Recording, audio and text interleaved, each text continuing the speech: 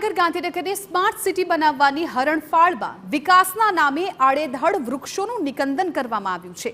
હવે જૂના સચિવાલયના પરિસરમાં વધુ એક બ્લોક બનાવવા માટે વર્ષો જૂના 40 વૃક્ષોને ભોગ લેવાયો છે, જેના કારણે પ્રકૃતિ પ્રેમીઓમાં રોષ ભભૂકી ઉઠ્યો।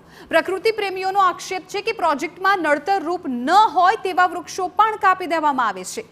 અગાઉથી માર્ક કરેલા વૃક્ષો જ કપાય, તેના સિવાયના અન્ય વૃક્ષો કપાય નહીં તેની પણ ખાસ તકેદારી રાખવી જોઈએ। અને સાથે જ માંગ કરવામાં આવી રહી છે કે સરકાર હવે દર વર્ષે ખાલી જમીન અથવા તો ગોચરની જમીનમાં વધુમાં વધુ વાવેતર કરે। વૃક્ષારોપણ અસહ્ય પ્રોગ્રામો સરકાર કરી રહી છે, પણ એ વૃક્ષોનું જતન થઈ રહ્યું છે, એ વૃક્ષો કેટલા મોટા થઈ રહ્યા છે, કેટલા મૃતપાય થઈ રહ્યા છે, એની કોઈ ક્યાંય નોંધ લેવાતી નથી। અને પ્રી પ્લાનિંગ કરી અને સરકાર જો કામ કરે તો આવા વૃક્ષોનું નિકંદન ના નીકળે।